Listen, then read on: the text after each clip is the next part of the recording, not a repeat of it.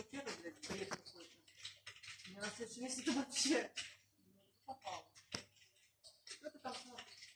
Да что ты увидела прикольненькое, нет.